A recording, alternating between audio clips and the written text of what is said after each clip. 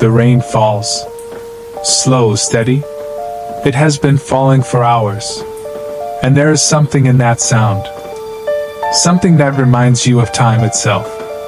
Not rushing, not hurrying, not forcing. Just falling. One drop after another. Like the breathing of the earth. You sit by the fire. The wood crackles. The flames lean, then bend back. Like dancers in a tired ritual. And there is warmth here. But also a kind of silence. A silence that holds more truth than any words ever could. And so I must tell you, there comes a moment in a man's life.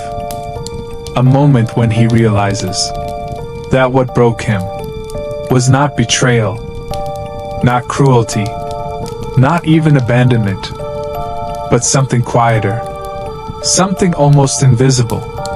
It is the recognition that if she truly loved him, she would not have done the thing that she did.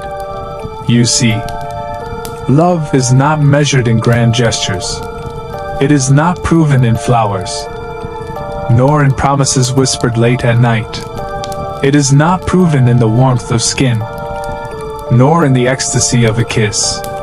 Love, true love, shows itself in restraint, in the silent choices no one witnesses, in the small mercies, in the things we choose not to do.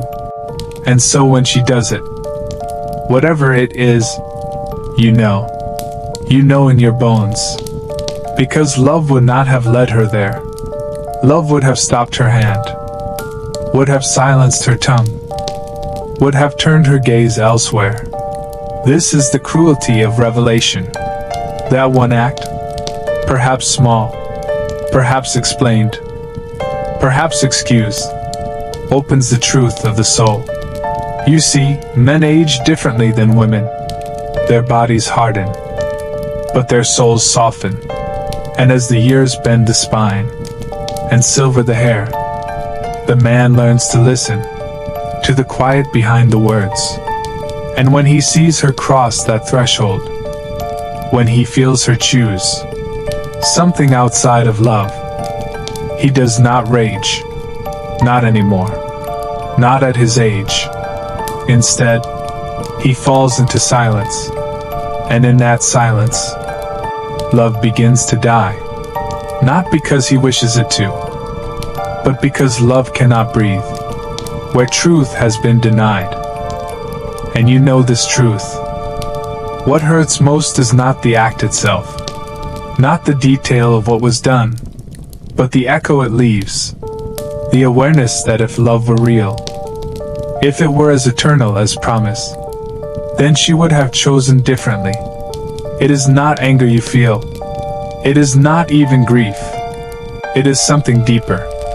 It is the slow, cold realization that you are alone again, that you have always been alone, that perhaps you were never truly seen. And that is what lingers. That is what burns, even after the fire goes out.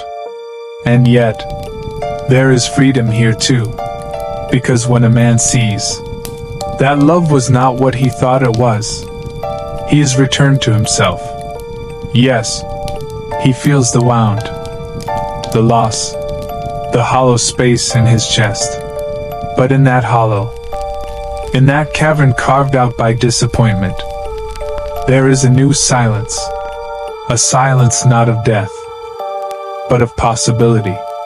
For the soul has always known that love is not possession, not proof, not demonstration. Love is presence. Love is restraint. Love is the refusal to betray what is sacred, even when no one is watching. And when that sacredness is broken, the man sees clearly. He sees himself again. And that is the beginning of the long return. The rain continues. You hear it on the window. 1,000 tiny drums, playing the same eternal song. The fire burns low. The night stretches long. And in this stillness, You understand. If she truly loved you, she would not have done this. But because she did, you are free. Free to grieve. Free to forgive. Free to walk into the silence of yourself and sit by the fire of your own soul. For there, and only there, is the one companion who will never leave. The silence is heavy. It lingers, like smoke that refuses to leave the room. At first, you try to push it away. You walk. You work. You drink. You sleep. But silence is not so easily dismissed. It waits. It follows. It speaks when you are most vulnerable. At night, when the house is still. When even your own breath feels like an intruder. And in that silence, you remember. Not just the act itself. Not just what she did. But everything around it. The tone of her voice. The way her eyes shifted away. The weight in the room that was not there before. You realized then. It was not sudden. It had been growing. The roots had been spreading in the dark. Long before you noticed the cracks. Men often think love is about proof. About giving. About building. But love is also about not destroying. It is about what remains untouched. What is preserved, guarded, respected, as if sacred. And when that sacredness is broken, when she does the one thing that no true love would allow, you feel it not in your mind, but in your bones. Your chest tightens, your skin grows cold. Time itself changes texture, because now you are standing in the ruins. And no matter what she says, no matter how she explains, or denies, or pleads, you know. The soul always knows. It is strange, isn't it? How quickly love can turn into distance. One heartbeat ago, you would have given everything. You would have carried her pain as your own. You would have forgiven 1,000 small mistakes. But this one thing cannot be undone. It is not that you refuse to forgive. It is not even that you are incapable of forgetting. It is that the act itself reveals the truth. And once truth has been revealed, it cannot be unseen. You look at her, and you realize you are looking at a stranger. A stranger wearing the mask of someone you once loved. And yet, this recognition does not shatter you. Not in the way you feared. It does not destroy you. It simply empties you. Like the tide receding. Like breath leaving the lungs. Like autumn leaves falling without struggle. You find yourself standing still. Quiet. Tired, yes. But not broken. For something in you understands that this too is life. That betrayal, like love, belongs to the human story. That even this loss, this piercing absence, is part of the great unfolding. Time moves differently now. You walk slower. You notice things. The way the evening light falls on old stone walls.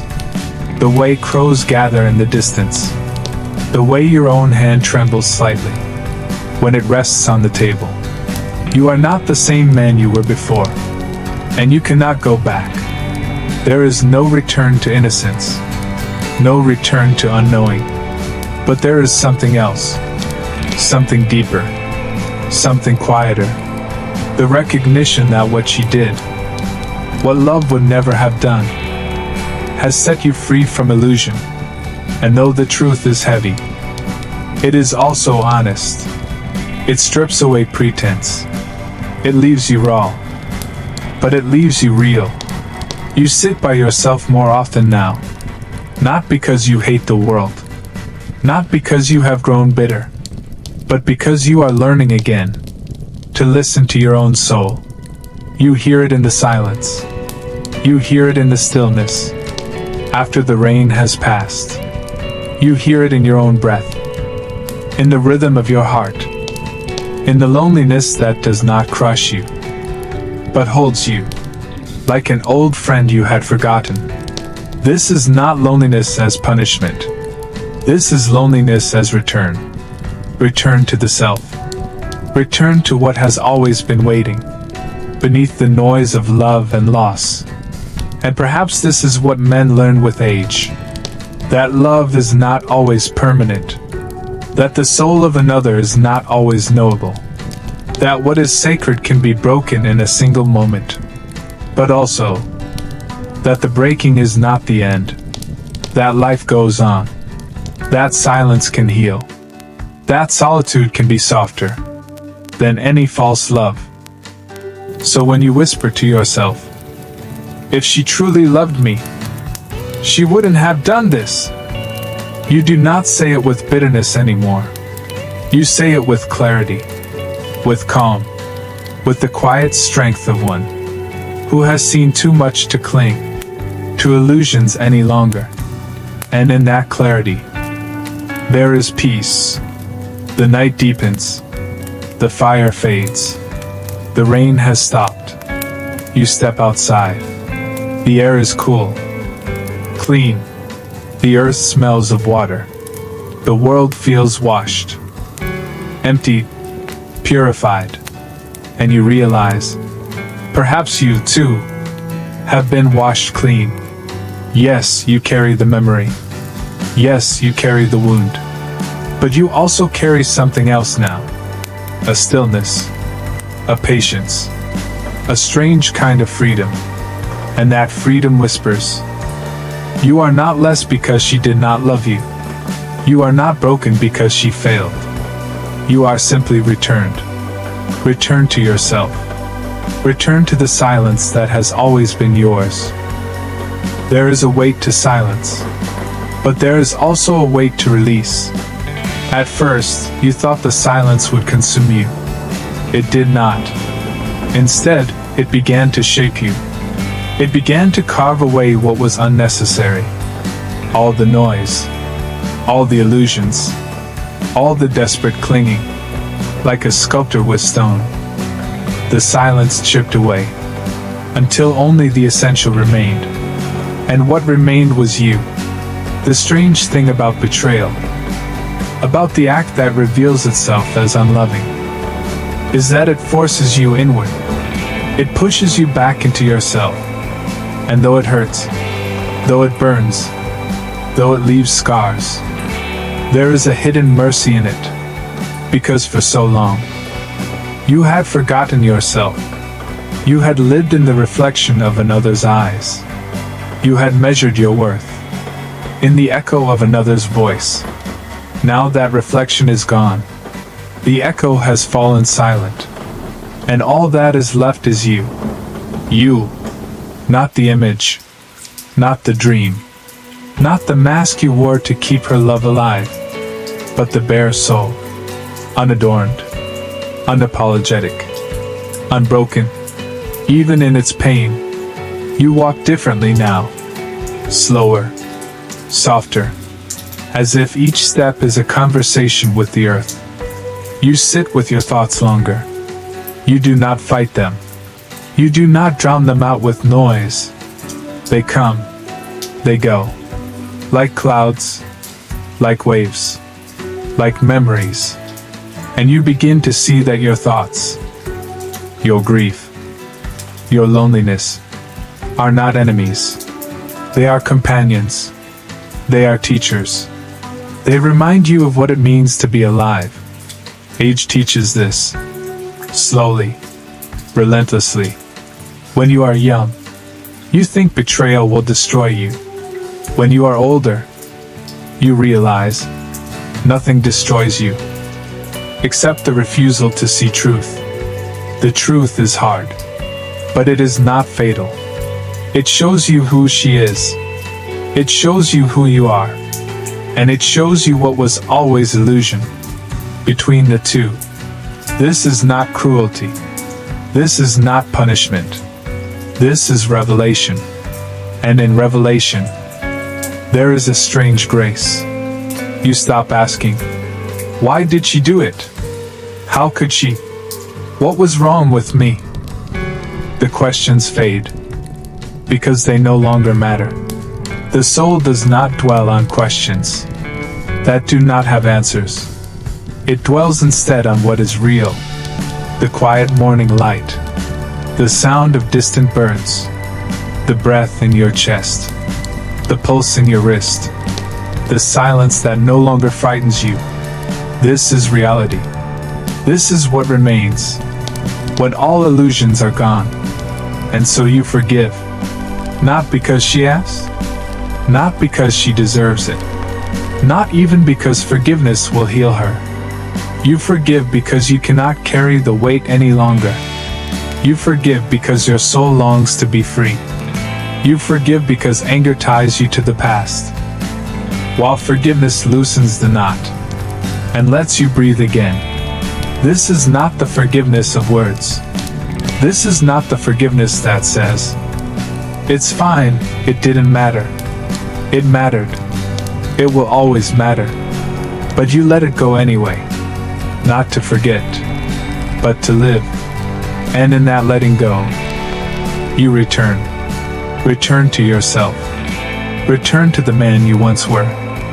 Before illusions. Before betrayal. Before the story you told yourself of love. But you return changed. Older.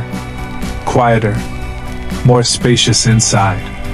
There is room now for stillness. Room now for solitude. Room now for the vast, untouched silence of your own soul. You realize you are not empty. You are simply vast. It is evening. The last of the light fades. The world is dim, but not frightening. You close your eyes. You breathe. You listen. And in the silence, you hear it.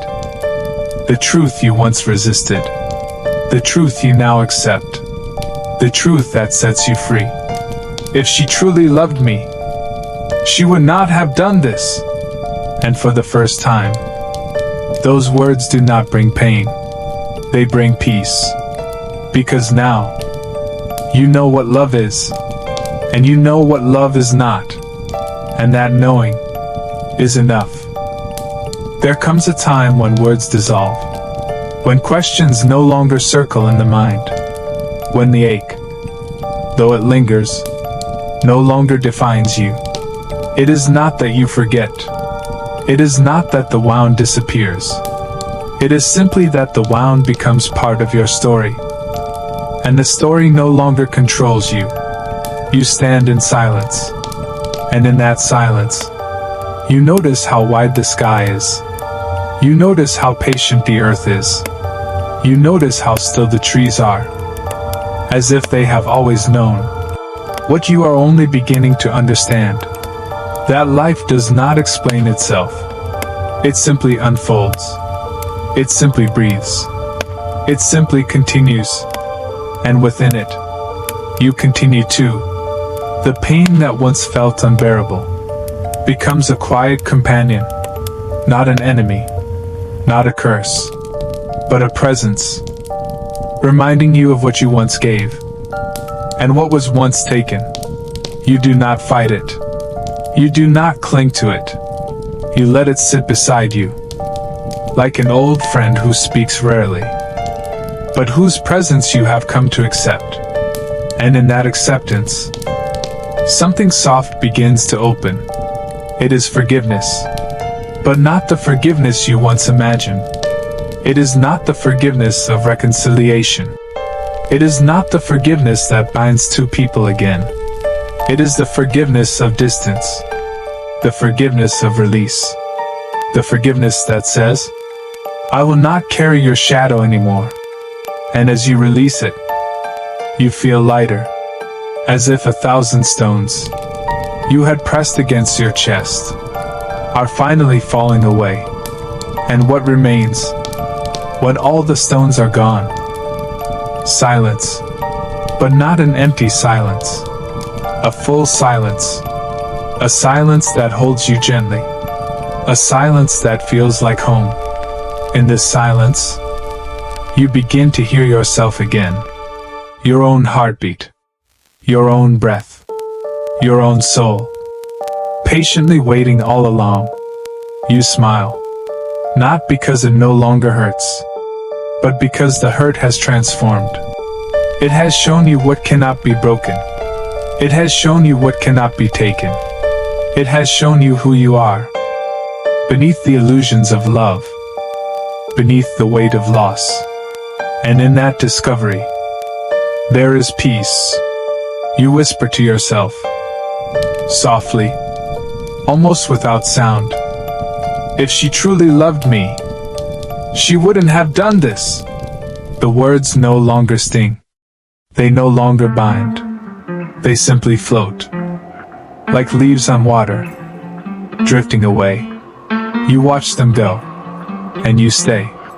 Still, whole, alive. The night deepens. The stars appear. And you walk on. Not toward her.